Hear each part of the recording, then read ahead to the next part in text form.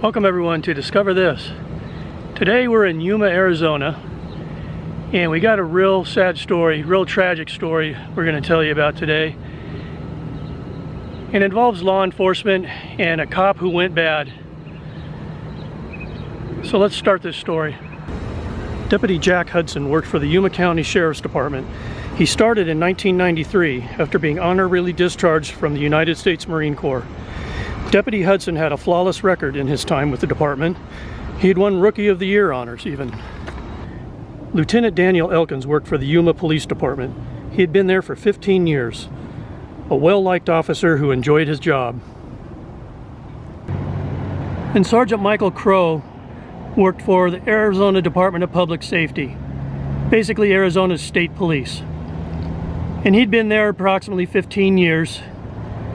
Also a very well-liked officer, detective, sergeant. This was the building that housed the Southwest Border Alliance, a task force to combat drug trafficking along the U.S.-Mexico border. Lieutenant Elkins, Sergeant Crow, and Deputy Hudson were all assigned here by their respective agencies. This was a task force made up of federal, state, and local law enforcement personnel.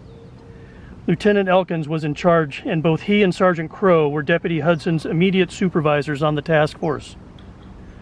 While assigned to the task force, Deputy Hudson took on an undercover role, where he would deal or buy drugs from various people, motorcycle gangs, street gangs, that kind of thing. Deputy Hudson grew out his hair to fit in and look the part. One thing that was happening here was that evidence was disappearing from the evidence locker inside this building. Guns, drugs, and money were missing. On July 4th, 1995, Lieutenant Elkins coordinated with Sergeant Crow and evidence technician Jim Earhart to meet at the task force office here around 10 p.m. to conduct an inventory of the evidence room keys and other evidence. Now, July 4th, the office would have been closed for the holiday. No one should be here. When the three arrived and went into the building, they noticed the office had been ransacked. These are evidence photos from that date, so you can see what they saw when walking in. Now, none of the officers were armed.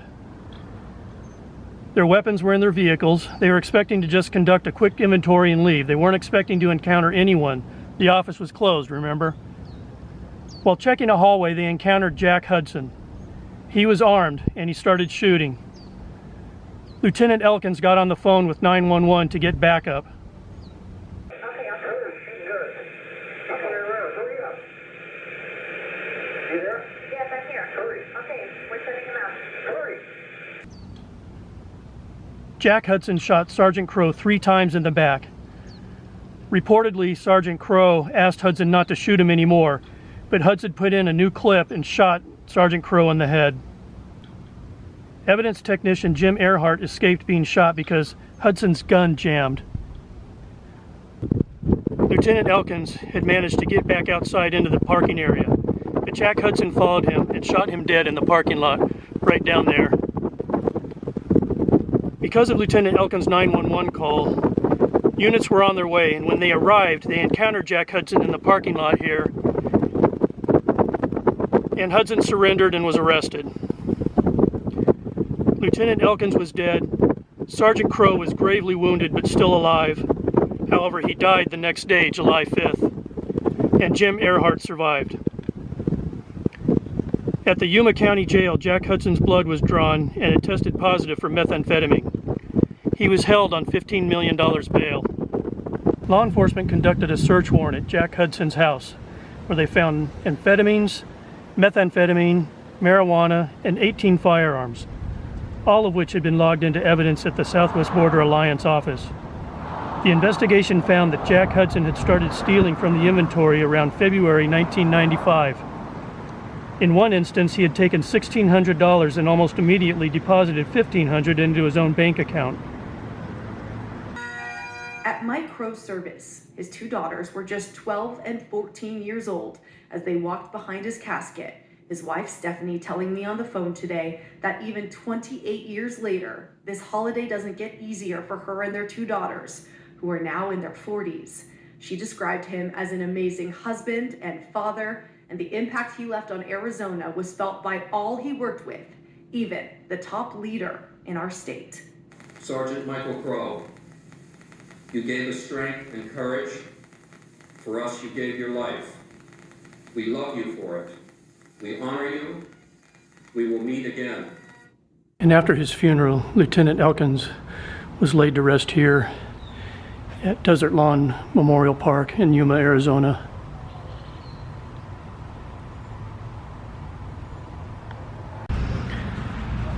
And after his funeral, Sergeant Michael Crow was laid to rest here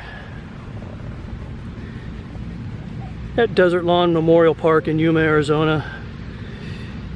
And if you can't read it, it says, "Beloved husband, father, son, friend, Michael L. Crow, October 7th, 1953 to July 5th, 1995. Blue skies forever." And on his marker, there's some airplanes, so maybe he was a pilot.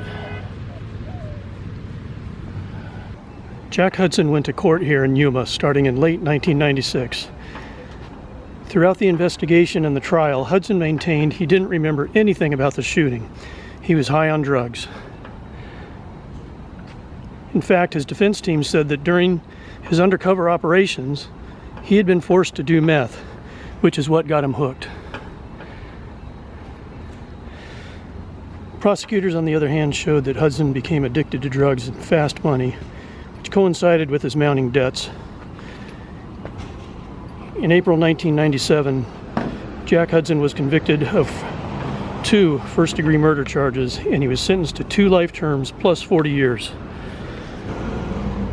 Jack Hudson was transferred to state prison, where he died at the prison in Lewis, Arizona, or the Lewis Complex prison near Buckeye, Arizona, on October 10th, 2017. And both Lieutenant Elkins and Sergeant Crow had their names placed on the Fallen Officers Memorial Wall here in Yuma, Arizona.